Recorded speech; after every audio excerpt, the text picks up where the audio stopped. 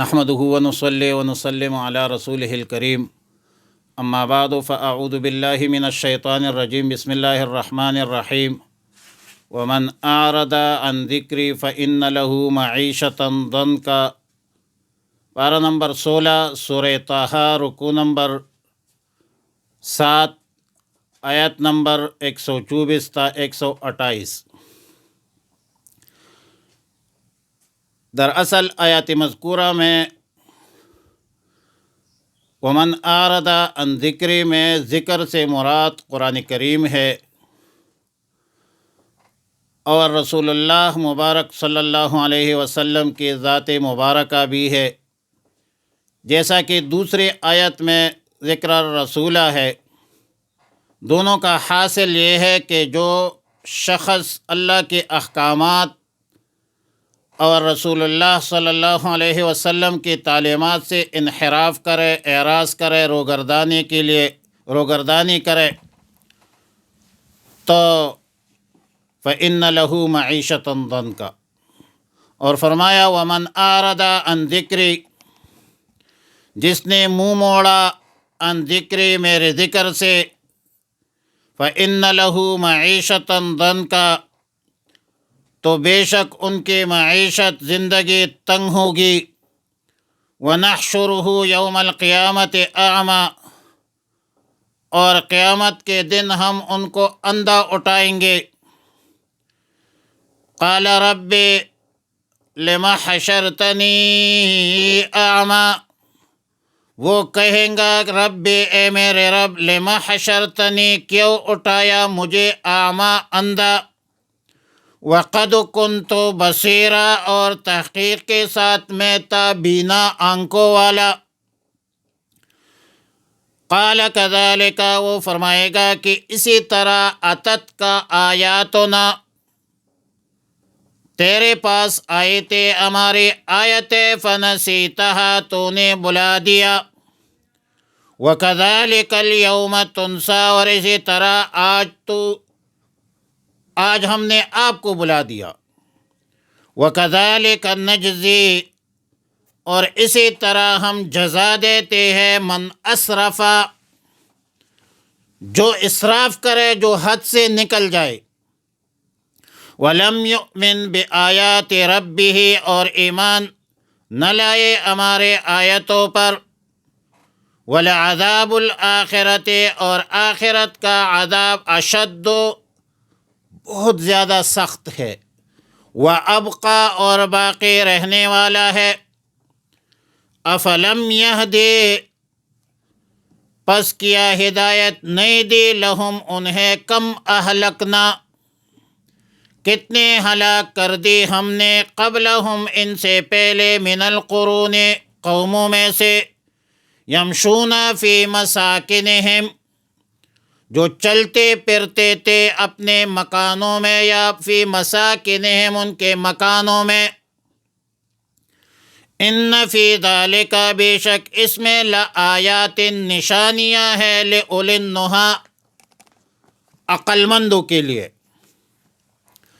میں نے گزارش کی کہ ذکر سے مراد قرآن کریم ہے، یا رسول اللہ مبارک صلی اللہ علیہ وسلم کی ذات مکرم ہے، معزز ہے۔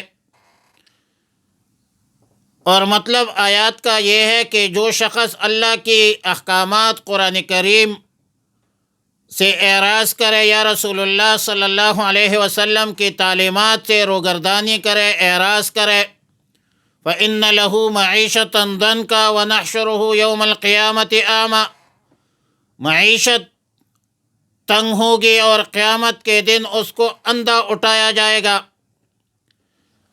ظاہر ہے کہ فإن له معیشۃ ضنکا دنیاوی عذاب ہے، اور دوسرا عذاب قیامت میں ہے کہ وَنَحْشُرُهُ يَوْمَ الْقِيَامَةِ أَعْمَى، اور یہ سزا انفرادی طور پر بھی ہو سکتی ہے، اجتماعی طور پر بھی۔ اور سچ تو یہ ہے کہ آج ہم نے قرآن کریم کے احکامات اور رسول اللہ مبارک صلی اللہ علیہ وسلم کی تعلیمات کو پس پشت ڈالا ہے۔ رسول اللہ صلی اللہ علیہ وسلم کی تعلیمات اور سنتوں سے انحراف کیا ہے۔ صد افسوس کہ آج ہم بحیثیت قوم بدترین معاشی شدید مشکلات کے شکار ہے۔ بدترین مہنگائی، بے روزگاری کی وجہ یہ ہو سکتی ہے کہ ہم نے قرآن و سنت سے اعراض کیا ہے، اور ہمارا جو حلف ہے، ہمارا جو آئین ہے، دستور پاکستان، اسلامی جمہوریہ پاکستان کے دستور میں قرآن و سنت کو جو ماخذ بنایا ہے اور اس کے موافق قانون سازی کا عہد کیا ہے، حلف اٹھایا ہے، اس حلف کے ہم خیال نہیں رکھتے۔ لیکن یہاں پر ایک سوال ہے۔ سوال یہ ہے کہ دنیا میں کفار فجار کے لیے مخصوص نہیں ہے، مومنین صالحین کو بھی یہ مشکلات پیش آتی ہے۔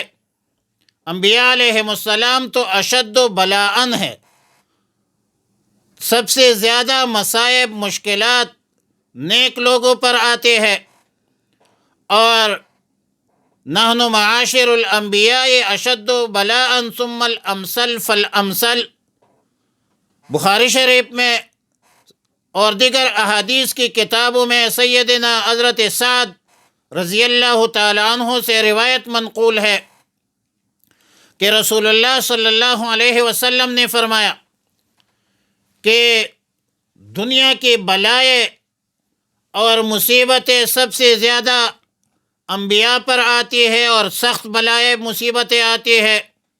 ثم الامثل فالامثل، اس کے بعد جو جس درجے کا صالح ہوگا، نیک ہوگا، اس کی مناسبت سے اس کو یہ تکلیفیں پہنچتی ہے، اور اس کے مقابلے میں اگر آپ دیکھ لیں تو کفار فجار زیادہ خوش خرم ہوتے ہیں، مالدار ہوتے ہیں۔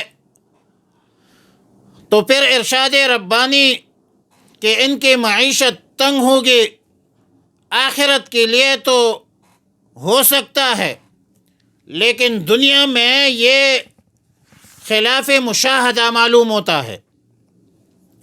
اس سوال کا بے غبار جواب تو یہ ہے کہ یہاں دنیا کے عذاب سے عذاب قبر مراد ہے، کہ قبر میں اس کی معیشت تنگ کر دی جائے گی، خود قبر اس کا مسکن ہوگا۔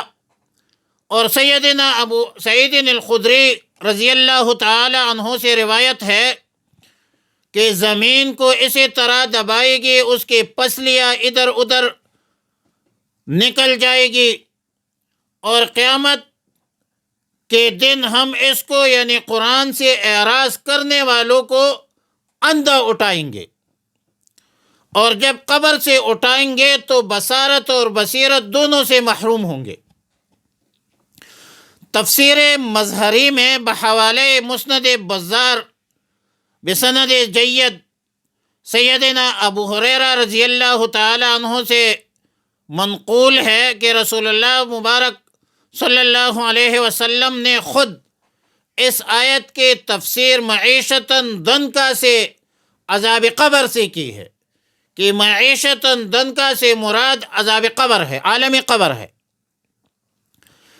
تفسیر مظہری میں سیدنا سعید بن جبیر رضی اللہ تعالی عنہ نے تنگی معیشت کا مطلب یہ بیان کیا ہے کہ ان سے قناعت کا جو وصف ہے وہ سلب کیا جائے گا، حرص اور دنیاوی حرص اور لالچ جو ہے وہ بڑھا دی جائے گی، جس کے نتیجے میں وہ کبھی بھی سکون سے نہیں رہے گا۔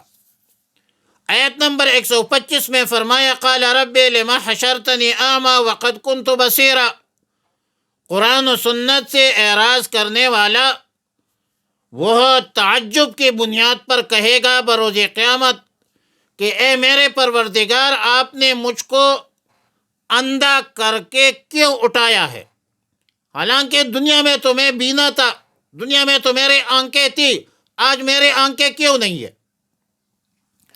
اللہ رب العالمین کی طرف سے جواب دیا جائے گا، کذالک اتتک آیاتنا فنسیتہا۔ ارشاد ہوگا کہ جیسے تجھ کو سزا ہوئی ہے ایسا ہی تم نے عمل کیا ہے دنیا میں، یہ تمہارے بد اعمالی کا نتیجہ ہے یہ سزا۔ اور وہ عمل آپ کا یہ تھا کہ تیرے پاس قرآن و سنت پہنچے تھے، انبیاء علیہم السلام آئے تھے، علماء صلحاء، یہ امت جو ہے آپ کے پاس دعوت دینے آئے تھے، آپ کو دعوت دی، آپ نے ان کو بلا دیا، چھوڑ دیا، دعوت کو جھٹلایا، احکام الہی اور تعلیمات نبوی پر آپ نے عمل نہیں کی۔ وَكَذَلِكَ تُنْسَى، آج کے دن آپ کا خیال نہیں رکھا جائے گا۔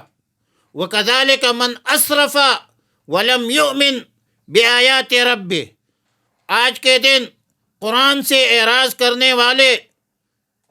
کرنے والوں کی سزا اس طرح ہے کہ ہم اس شخص کو سزا دیں گے کہ جو حد سے گزر گیا ہو، شرک کا ارتکاب کیا ہو، معاصی کا، قتل و غارت کا، شباب اور شراب اور زنا کا ارتکاب کیا ہو، رب العالمین کی آیتوں پر ایمان نہیں لایا ہو۔ وَلَعَذَابُ الْآخِرَةِ أَشَدُّ وَأَبْقَى، آخرت کا عذاب بڑا سخت ہے، بڑا دیر پا ہے، دائمی ہے۔ اور آیت نمبر 128 میں فرمایا فَلَمْ يَهْدِ لَهُمْ كَمْ أَهْلَكْنَا قَبْلَهُمْ مِنَ الْقُرُونِ، یہدی میں ضمیر فاعل ہدا کی طرف راجع ہے، اور جو اسی لفظ میں ضمناً مذکور ہے، اور ہدن سے مراد قرآن کریم ہے۔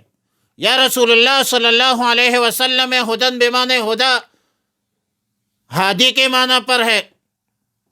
معنی یہ ہوگا کہ کیا قرآن کریم یا رسول اللہ صلی اللہ علیہ وسلم نے ان کو، اہل مکہ کو، کفار کو، مشرکین کو یہ ہدایت نہیں دی؟ کیا اس سے باخبر نہیں رکھا؟ کیا دعوت نہیں دی؟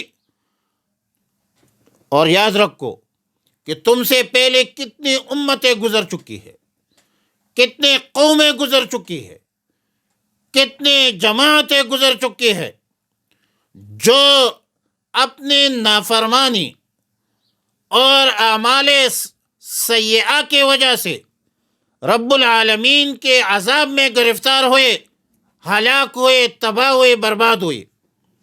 یمشون فی، وہ لوگ بھی چلتے پھرتے تھے اپنے محلات میں، اپنے مسکنوں میں، لیکن یہ عبرت ہے، یہ عبرت کی جا ہے، تماشا نہیں ہے۔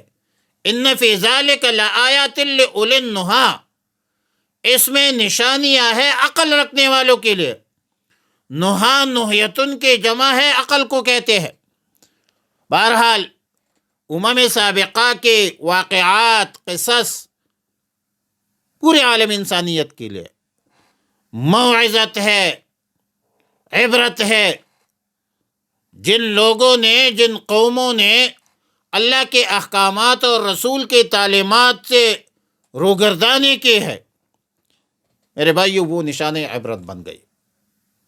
لہٰذا دنیا اور آخرت کے کامیابی اللہ تعالیٰ نے اپنے احکامات میں رکھی ہے، رسول اللہ مبارک صلی اللہ علیہ وسلم کی تعلیمات میں رکھی ہے۔ یہ دین ہے۔ دین کیا ہے؟ اللہ کے احکامات اور رسول اللہ مبارک صلی اللہ علیہ وسلم کے تعلیمات، اور اللہ نے دین میں کامیابی رکھی ہے، بے دینی میں نہیں رکھی ہے۔ وآخر دعوانا الحمد للہ رب العالمین۔